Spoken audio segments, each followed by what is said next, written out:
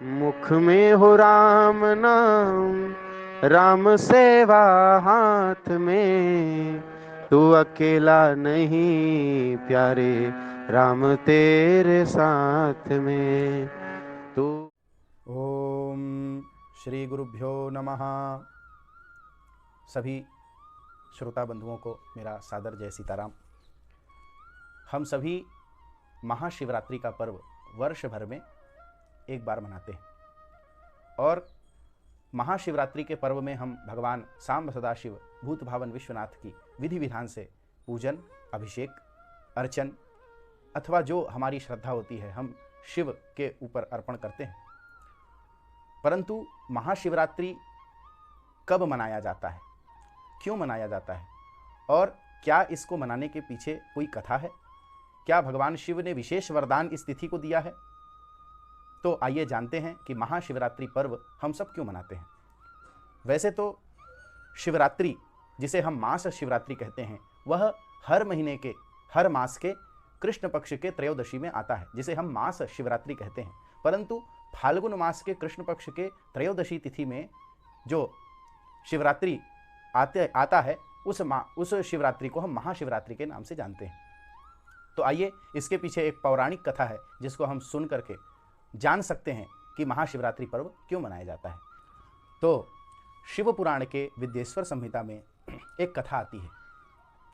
कथा का प्रारंभ होता है, श्री सूत जी महाराज शौनक आदि सभी ऋषियों को कथा सुनाते हैं और शौनक आदि ऋषियों का एक प्रश्न होता है कि हम शिव की पूजा कैसे कर सकते हैं, शिव का आकार क्या है, शिव या निराकार हैं या साकार हैं, शिव का स्वरूप कैसा है।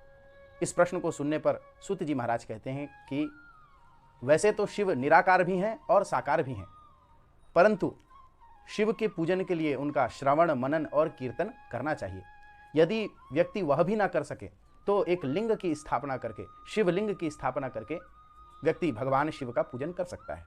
तो शौनक आदि सभी ऋषि पूछते हैं कि यह शिवलिंग क्या है और शिवलिंग का आकार क्या है, शिवलिंग का प्रागट्य कब हुआ। इस विषय में सूत जी महाराज बताते हैं कि एक बार की बात है, भगवान विष्णु अपने लोक में शेष शैया पे विश्राम कर रहे थे, शयनावस्था में थे और माता लक्ष्मी उनके पैर दबा रही थी। उसी स्थिति में ब्रह्मा जी विष्णु लोक पहुँचते हैं और विष्णु लोक में पहुँच करके वह देखते हैं कि भगवान उनके आने पर उनके सम्मान के लिए, उनको आदर देने के लिए खड़ा नहीं हुए। और ऐसी स्थिति को देख करके भगवान ब्रह्मा क्रोधित हो गए और क्रोधित होकर के भगवान विष्णु से कहने लगे कि हे पुत्र, तुम मेरे सम्मान में तुमने अपने आसन को छोड़ना भी ठीक नहीं समझा, यह मेरा बहुत बड़ा अपमान है। मेरे पुत्र होते हुए भी तुमने ऐसा दुस्साहस क्यों किया। तो भगवान विष्णु ने अपने क्रोध को दबाते हुए ये कहा कि हे ब्रह्मा जी, लगता है आपको कोई भ्रम हो गया है। मेरे कमल नाभि से आपकी उत्पत्ति हुई है, तो इस स्थिति में मैं आपका पुत्र नहीं, आप मेरे पुत्र होंगे। और इस बात को सुनकर के ब्रह्मा जी और भी क्रुद्ध हो गए। उन्होंने कहा, देखो, सारी सृष्टि को मैंने बनाया है और इसीलिए तुम मेरे पुत्र हो, इस सृष्टि में तुम भी रहते हो। तो इतना कहते ही भगवान विष्णु को भी क्रोध आ गया और उन्होंने कहा कि मेरे पुत्र होकर के मुझसे ऐसा अनर्गल आप व्यवहार कर रहे हैं, आपके ऊपर यह शोभा नहीं देता। इस तरह दोनों क्रोधित हो गए और एक दूसरे के मध्य परस्पर इन दोनों का युद्ध प्रारंभ हो गया। दोनों के युद्ध को देख करके सारे देवी देवता जितने थे सब चिंतित हो गए और यह सोचने लगे कि इन दोनों का युद्ध यदि चलता रहा तो यह सृष्टि विलीन हो जाएगी, इस सृष्टि में प्रलय आ जाएगा, क्योंकि दोनों एक दूसरे के ऊपर अन्यान्य अस्त्र से प्रहार कर रहे थे और सृष्टि को कहीं ना कहीं क्षति पहुंच रही थी। तो सारे देवी देवता चिंतित होकर के देवाधिदेव महादेव के पास पहुंचते हैं और महादेव के पास पहुंच करके उनसे प्रार्थना करते हैं कि हे प्रभु, हे विश्वनाथ,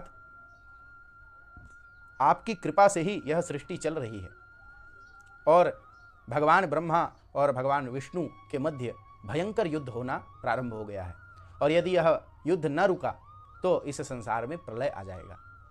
तो कृपा करके इन दोनों के युद्ध को विराम दीजिए। आप जाकर के ब्रह्मा और विष्णु के मध्य जो युद्ध हो रहा है उसे रोकिए। तो भगवान विश्वनाथ 100 रुद्रगणों के साथ जहाँ पर यह युद्ध हो रहा था उस क्षेत्र के आकाश मंडल पर जाकर के खड़े हो गए और देखने लगे। देखते हैं कि ब्रह्मा जी और विष्णु जी के मध्य युद्ध और भी भयंकर होता जा रहा है। अब तो ये दोनों एक दूसरे का वध ही कर देंगे। ऐसी स्थिति देख करके भगवान ने सोचा कि अब इनके युद्ध को विराम देना चाहिए, खत्म करना चाहिए। तो दोनों जहां पर युद्ध हो रहा था उसके मध्य एक ज्योतिर्मय स्तंभ के रूप में, एक अग्नि स्तंभ के रूप में भगवान का प्रागट्य हुआ और इस स्तंभ से एक ध्वनि निकली कि जो भी इसके अंत को जान लेगा वही श्रेष्ठ देवता कहलाएगा। अब भगवान विष्णु सूकर के रूप में पाताल की ओर चल दिए और भगवान ब्रह्मा हंस का रूप धारण करके आकाश की ओर चल पड़े। और यह दोनों अंत को पाने की इच्छा से आगे बढ़ते ही जा रहे थे, परंतु अंत मिलता न था। ब्रह्मा जी जाते जाते थक गए और उन्होंने देखा कि स्तंभ के पास ही एक पुष्प जिसका नाम है केतकी पुष्प, उस केतकी पुष्प को तोड़ करके भगवान विष्णु के पास पहुंचे और कहा, देखो मैंने अंत पा लिया। और उसका प्रमाण यह पुष्प है। और केतकी पुष्प ने भी यह मिथ्या भाषण किया कि हाँ मैंने देखा कि ब्रह्मा जी ने अंत पा लिया। और भगवान विष्णु को यह क्षोभ हुआ कि मैंने अंत नहीं पाया और भगवान ब्रह्मा ने अंत पा लिया। और इस तरह वो अपने आप को छोटा समझने लगे। उसी समय भगवान शिव वहाँ पर प्रकट हुए और उनकी आंखें लाल लाल थी, क्रोधित हो रहे थे। भगवान क्रोधित क्यों हो रहे थे? उनके क्रोध का कारण क्या था? कहे कि ब्रह्मा तुमने मिथ्या भाषण किया है, तुमने झूठ बोला है। इस स्तंभ का अंत तो है ही नहीं, यह अनंत स्तंभ है, इसको कोई नहीं पा सकता। और तुमने इस फूल के सहारे, इस पुष्प के सहारे भगवान विष्णु से झूठ बोला है। और भगवान विष्णु की सत्यवादिता पर भगवान प्रसन्न हो गए और उनको अपने समान ही उनको स्थान दिया। और ब्रह्मा जी के ऊपर क्रोधित होकर के कहने लगे, हे ब्रह्मन आप मिथ्याभाषी हैं, इसीलिए मैं आपको दंड देता हूँ। और उन्होंने अपने भौहों के मध्य ध्यान किया और उस ध्यान से भौहों के मध्य से भैरव का प्रागट्य हुआ। लाल लाल आँखें, जटाएं, शरीर पर भस्म लगा हुआ और हाथ में खड्ग लेकर के भैरव जी भगवान से आज्ञा मांगने लगे। और भगवान देवाधिदेव महादेव क्रोधित होकर के भैरव से कहते हैं कि अपने इस खड्ग से, लपलपाती हुई खड्ग से ब्रह्मा जी का अर्चन करो। माने ब्रह्मा जी के जो मुख हैं जिससे ब्रह्मा जी ने झूठ बोला है, मिथ्या भाषण किया है, उस सर को काट डालो।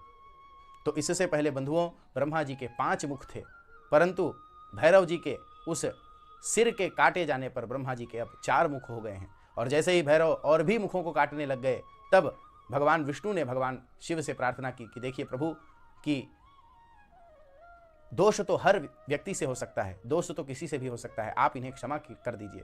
और इस ऐसा भगवान विष्णु के प्रार्थना करने पर भगवान शिव ने ब्रह्मा जी को क्षमा किया और सभी देवी देवता मिलकर के भगवान के उस स्तंभ का अभिषेक करना प्रारंभ किया, पूजन अर्चन किया। खूब मन से भगवान का कीर्तन भजन होने लगा और भगवान शिव वहाँ पर पुनः प्रकट हो गए और प्रसन्न होकर के कहने लगे कि हे देवताओं, मैं आपके इस पूजन अर्चन से प्रसन्न हूँ और आज से इस दिन का नाम, जिस दिन में आप लोग ने मेरा पूजन किया है, उस दिन का नाम मैं महाशिवरात्रि रखता हूँ। और इसी दिन से भगवान का अभिषेक, पूजन अर्चन इस दिन किया जाने लगा। और आज के दिन व्यक्ति कम से कम 1 बिल्वपत्र यदि चढ़ाता है तो उसे सारे वर्ष बिल्वपत्र चढ़ाने का फल प्राप्त होता है। व्यक्ति थोड़ा सा जल यदि भगवान पर चढ़ा दे तो उसे 1 वर्ष जल चढ़ाने का पुण्य प्राप्त होता है। इस दिन व्यक्ति के पाप नष्ट हो जाते हैं यदि वह भगवान का पूजन करता है। आज के दिन भगवान का पूजन करने से साल भर, वर्ष भर पूजन करने का उसको फल प्राप्त होता है। और विशेष रूप से महाशिवरात्रि के पर्व पर व्यक्ति को भगवान का अन्य अन्य द्रव्यों से अभिषेक करना चाहिए और भगवान का नित्य अर्चन करना चाहिए। बिल्वपत्र से, शमी पत्र से, भस्म से, दुग्ध से, इस प्रकार भगवान का जो अभिषेक पूजन करता है उसके करोड़ों जन्मों के पाप नष्ट हो जाते हैं और इस जन्म में वह सारे पापों का नाश करके अंत में शिवलोक को जाता है। ऐसी मान्यता है, ऐसी पुराणों की कथा है। तो सज्जनों, हम सभी महाशिवरात्रि का पर्व धूमधाम से बड़ी श्रद्धा से भगवान शिव का पूजन करके मनाएं और अपने जन्म को सफल करें। भगवान का कीर्तन, भजन, मनन और उनके रूप लीला का ध्यान करते हुए अपने इस जन्म को सार्थक करें। नमो नमः। गुणगान करिए राम का, गुणगान करिए राम का।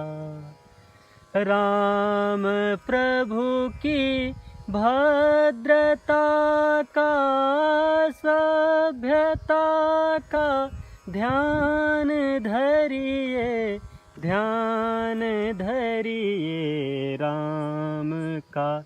गुणगान करिए राम का।